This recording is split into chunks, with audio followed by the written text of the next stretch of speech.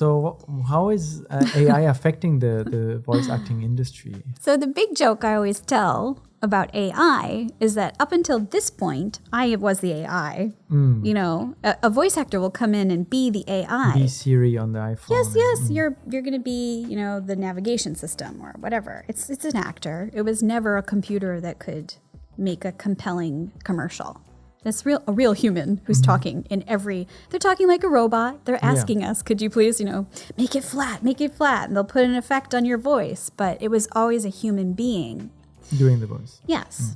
So like I said, there's this part where you do the test narration. They call it karinari here, like karaoke, empty narration. Okay. At some point in the industry, they started to use robot voices for that.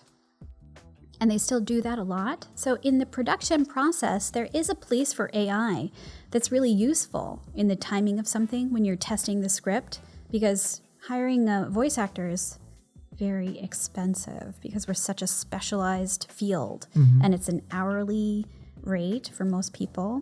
And in Japan, like a slight anecdote about the profession is that people have tiers.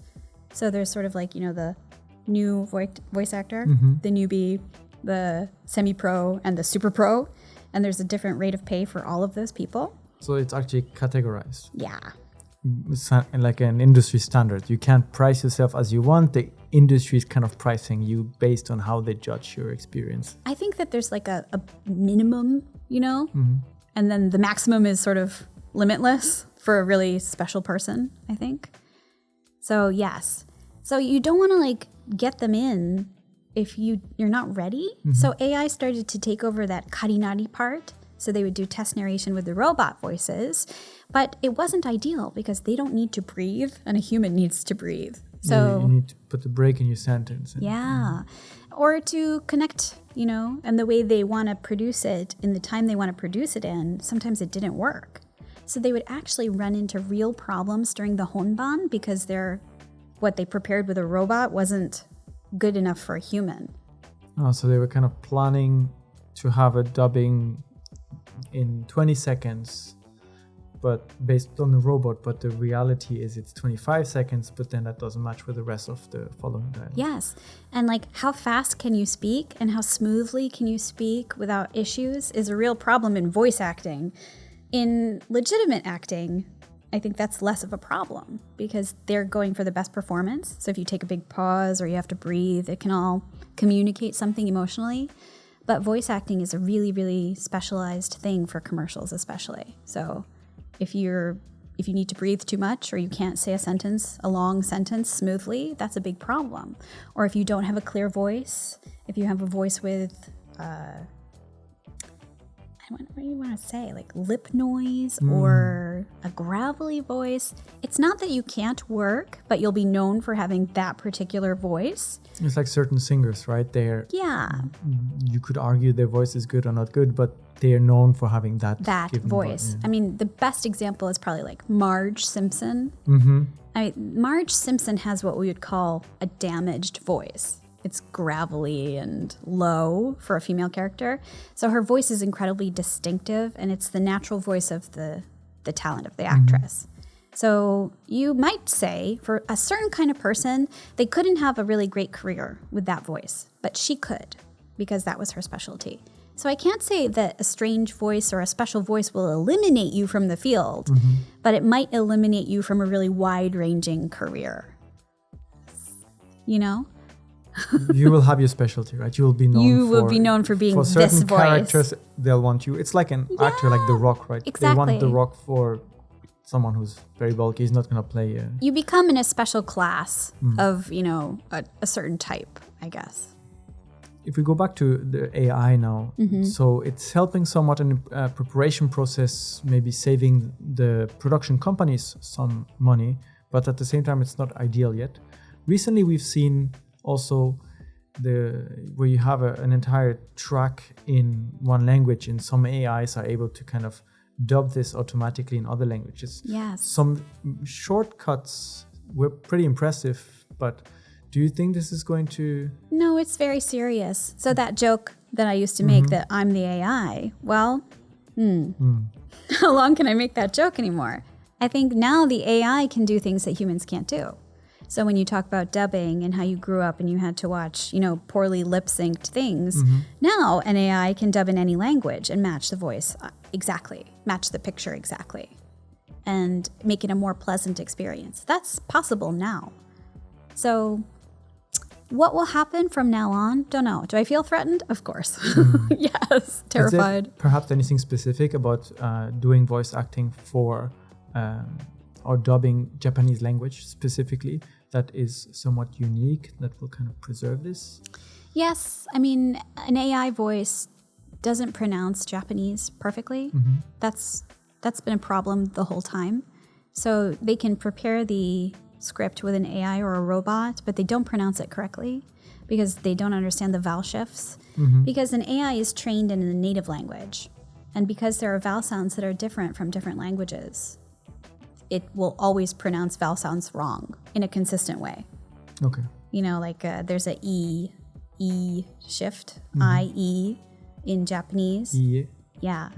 Right, or E versus E.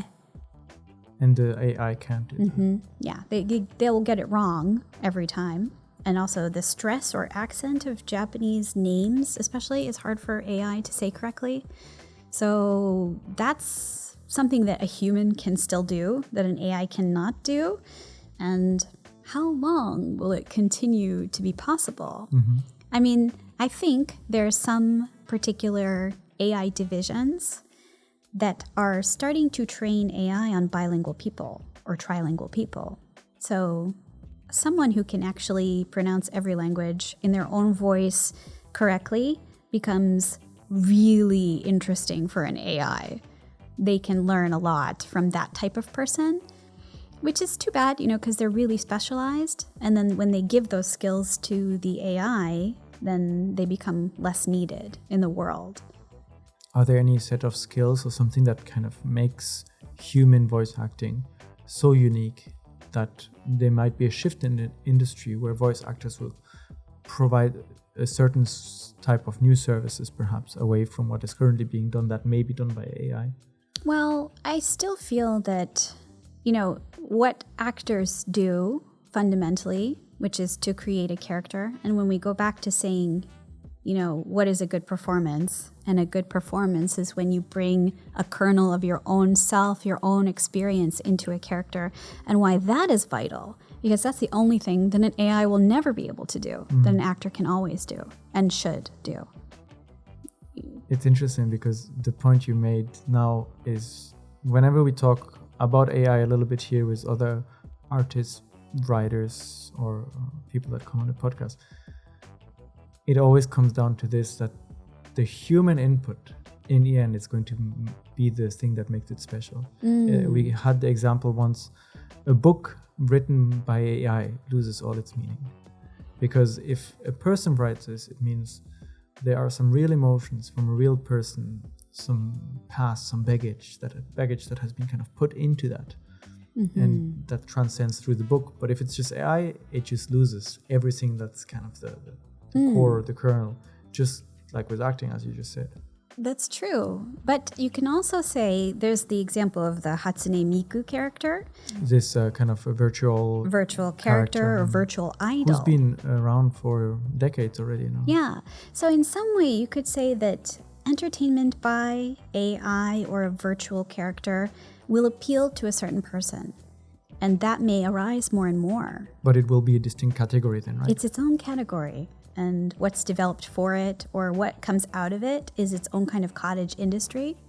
So I hope that maybe that kind of entertainment and traditional entertainment will continue to live side by side for a long time. So creating, for example, more voices of more Hatsune Miku and other virtual characters. Yes. And then as the use of AI becomes more common, people will always try to use it to push boundaries, maybe on purpose or also because of budget constraints. Because some people are using it specifically because they don't have the skills to realize a vision that they have. So a director who before they had to rely on a lot of different artists to tell a story they wanted to tell, now they can actually do it down to the minute in the control freak way they wanted to do it all along. So for a certain kind of person, that is great for them, and nothing will stop them from using any tool at their disposal to tell the story exactly the way they want to. So for some directors, it's incredibly exciting for them. Everything they can finally do their own way without having to fight with the producer or fight with the designer or explain themselves a million times to get to the result they want. For some people, it's going to be a creative tool they will never be able to resist. But for others, they're going to want the collaboration and the idea that what comes out of a group of people is always superior to what one person can do by themselves. Because entertainment is also about that. It's about getting a group of humans in the room and seeing what amazing thing you can make with all of your talents together. So that's also a really important part of the industry that's going to be hard to replace by just a computer. So there's an exciting future ahead for voice acting still. I hope, together in collaboration perhaps with AI. So. Yeah, or I mean, I don't know what's going to happen, but maybe you'll work with an AI. It'll be something new. A voice assistant perhaps? Or voice assistant too, yeah. Is there something you'd like to work on with everything you've done so far, working with movies, working with companies, doing commercial voice acting, doing video game voice acting? Well, I mean, truthfully, in terms of AI, I think every voice actor needs to think about, should I have a clone? Is that a service I should offer to people? Because if you clone your voice and if a project can use it, and then you get to come in and do the homebot, isn't that beneficial? So is it something that we can work with instead of against? You know, and if you can license it, if it could work for me, is that right or wrong? I wonder, you know? Everybody needs to think about that too.